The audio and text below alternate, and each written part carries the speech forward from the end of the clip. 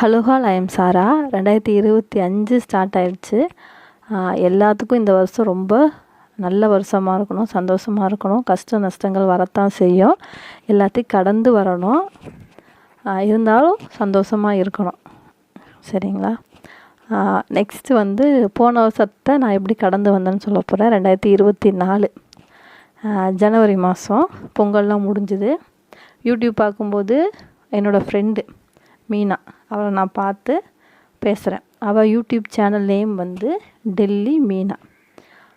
அவளும் அந்த சைடு வந்து வீடியோ போட்டிருக்கா, நானும் இந்த சைடு வீடியோ போட்டுட்ருக்கோம். ஏதோ எதேர்ச்சியாக அவள் வீடியோ நான் பார்த்து அவகிட்ட மறுபடியும் பேசி ஃபோன் நம்பர்லாம் வாங்கி பேசி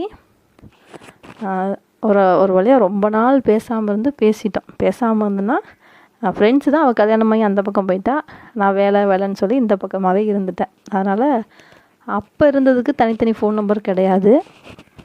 நம்பர் வாங்கி பேசினது ரொம்ப சந்தோஷம். மறுபடியும் நாங்கள் என்ன பண்ணோம், எங்கள் ஸ்கூல் படித்த க்ளோஸ் ஃப்ரெண்ட்ஸ்லாம் சேர்ந்து ஒரு குரூப் ஆரம்பித்து பேசினோம். அது வந்து ஜனவரி மாதம் நடந்தது. ஃபெப்ரவரி நார்மலாக தான் போச்சு. மார்ச்சில் வந்து எனக்கு தனிப்பட்ட முறையாக ப்ராப்ளம், நீர் கட்டின்னு சொல்லிட்டாங்க. நாள் தள்ளி போச்சு. டாக்டர்கிட்ட போய் செக் பண்ணும்போது நீர் கட்டி இருக்குது, பல்காக இருக்குன்ட்டாங்க. சின்னதாக இருந்தாவே நம்மளுக்கு தாங்க முடியாது, இதில் வேறு பல்காக நிறைய இருக்குன்னு வேறு சொல்லிட்டாங்க. ரொம்ப கஷ்டமாக போச்சு. ஏன்னா எனக்கு மேரேஜ் ஆகி 3 வருஷம் ஆச்சு, குழந்தை இல்லை. மேரேஜ் ஆனதே 30 வயசில் இருக்குது. அமைஞ்சதே ஒரு கொடுமை, அதில் இந்த ஒரு கொடுமையா அப்படின்னு சொல்லிட்டு ரொம்ப அழுது ரொம்ப கஷ்டப்பட்டு, எப்படி சொல்கிறதுனா, யார்கிட்டையும் பேசாமல், வீட்டுக்காரை பார்த்தா வெறுப்பாக இருக்கும். நம்ம மேலே தான் பிரச்சனை, நம்ம உடம்புல தான் பிரச்சனை. இருந்தாலும் அவங்க சைடில் வந்து ஒரு விதமான கோவம் வரும். ஏன்னா நாங்கள் 2 பேர் தான் வீட்டுக்குள்ளே மாறி மாறி பார்த்துட்டு, அதுலேயே 2 பேர்த்துக்குமே கொஞ்சம் கஷ்டம் இருந்தாலும் எனக்கு அதிகமாக கோவம் வந்து சண்டை வந்துச்சு. அப்புறம் என் ஃப்ரெண்ட்ஸ் எல்லாம் சொல்லுவாங்க, அதெல்லாம் நினைக்காத, நார்மலாக இரு, நல்லா சாப்பிடு, மாத்திரை சாப்பிடுன்னு எல்லாமே அட்வைஸ் பண்ணிட்டு தான் இருந்தாங்க. சரி ஓகேன்ட்டு அப்படியே போச்சு. நானும் வந்து எப்படி சொல்கிறதுனா, டாக்டர் போய் செக் பண்ண அவங்க டேப்லெட் எழுதி கொடுத்தாங்க. விலை அதிகமாக இருக்குது. எப்படி சொல்கிறதுனா, அந்த டேப்லெட்டு 4000 5000 வருது. சரி வேண்டாம், நம்ம வந்து அவ்வளோக்கெல்லாம் இல்லை. இங்கே பக்கத்தில் ஒரு ஹாஸ்பிட்டல் இருக்குது, அது வந்து மெடிக்கல் காலேஜோடது. அங்கே போய் பார்ப்போன்னா அங்கே வந்து 600 ரூபாய்க்கு டேப்லெட் எழுதி கொடுத்தாங்க. அவங்களும் செக் பண்ணிவிட்டு அதையும் போடுறதுக்கு எனக்கு மனசு இல்லை. ஏன்னா நான் வயசுக்கு வந்த புதுசில் எனக்கு வந்து அந்த ப்ளட்டு வர்றது வந்து என் உடம்பு ஏற்றுக்கலை. ஒரு மாதிரி மயக்கம் வரும், வாந்தி வரும், இடுப்பு வலிக்கும், வயிறு வலிக்கும். என்னை கூப்பிட்டு ஹாஸ்பிட்டலில் போயிட்டு ட்ரிப்ஸ் ஏற்றுவாங்க. அதுக்கப்புறம் கம்பெனி வேலைக்கு போனதுக்கப்புறம் இஎஸ்ஐபிஎஃப் வந்ததுக்கப்புறம் இஎஸ்ஐயில் போய் ஊசி போட்டு வருவேன். பீரியட்ஸுக்கு ஒரு 2 நாள் 3 நாளுக்கு முன்னாடி, தெரியும்ல அந்த டேட்டு, அதுக்கேற்ற மாதிரி போயிட்டு பெயின் கில்லர் ஊசி போட்டு வருவேன்.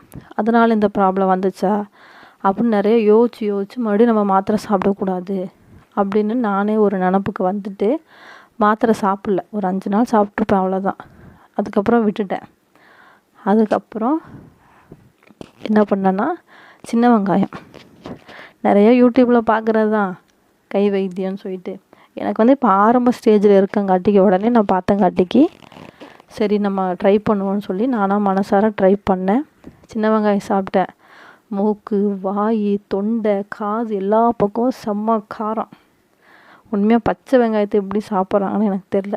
மோர் கூட, தயிர் சாப்பாடு கூட சாப்பிட்றது வேறு விஷயம், வெறும் வயிற்றில் சாப்பிட முடியல, என்னால் முடியல. சரி அதையும் கடுமையாக சாப்பிட்டேன்.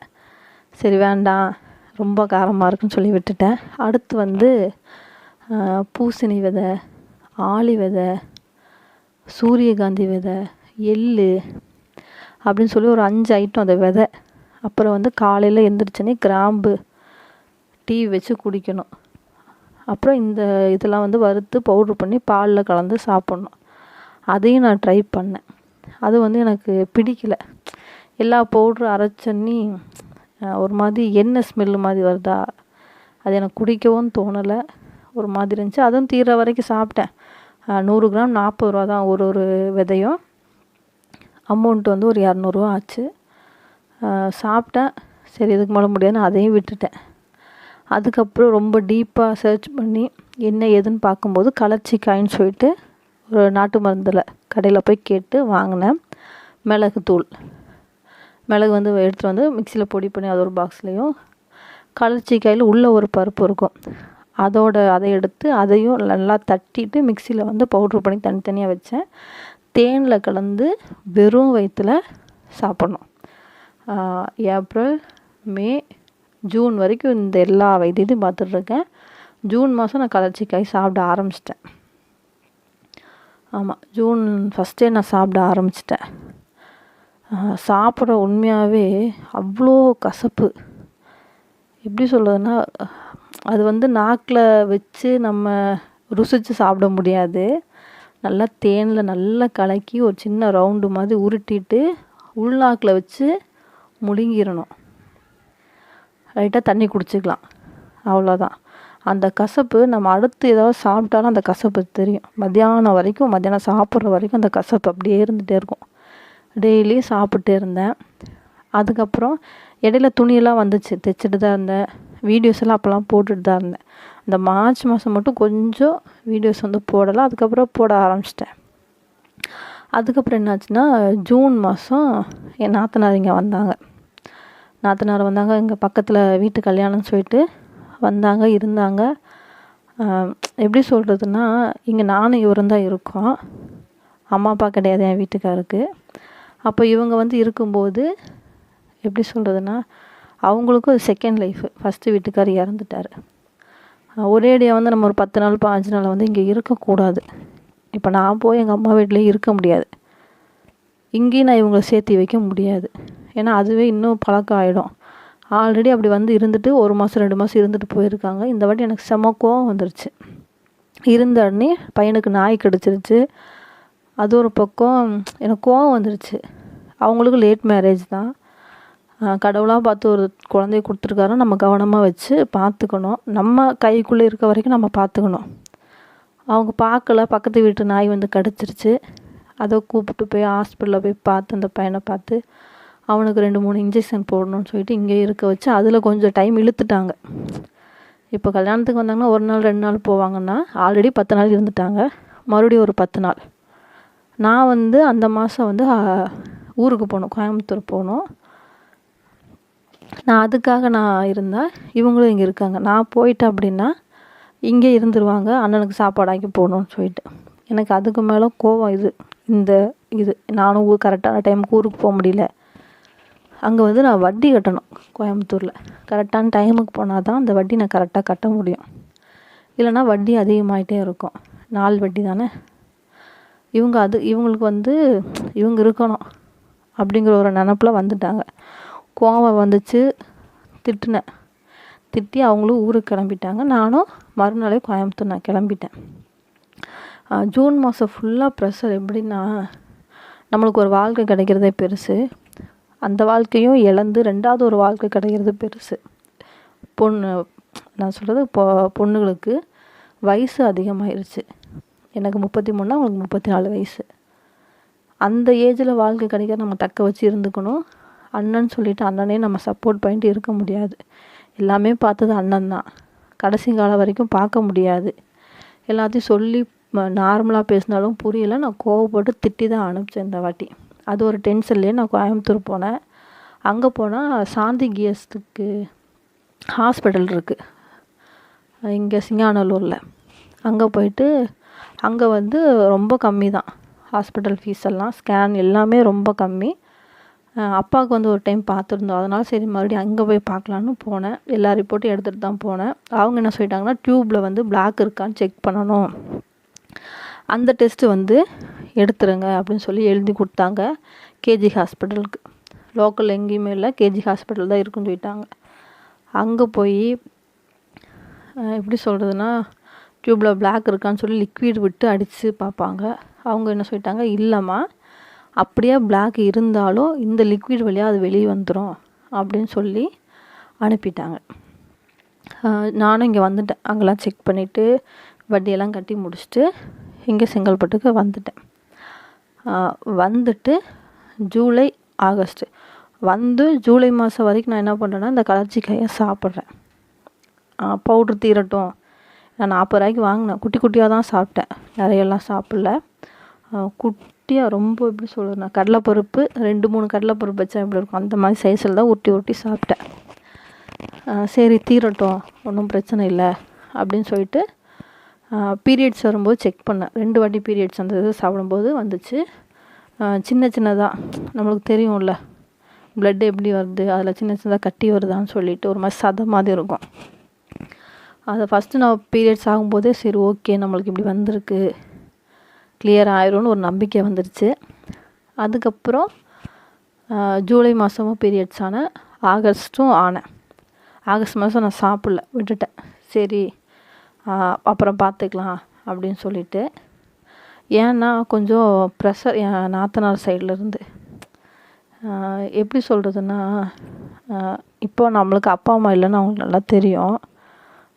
இங்கே இவர் நான் அது போக கடன் இருக்குது. இவங்க தங்கச்சிக்காக கல்யாண கடன், 2 கல்யாணத்துக்கு கடன் கடன் அப்படியே இருக்குது.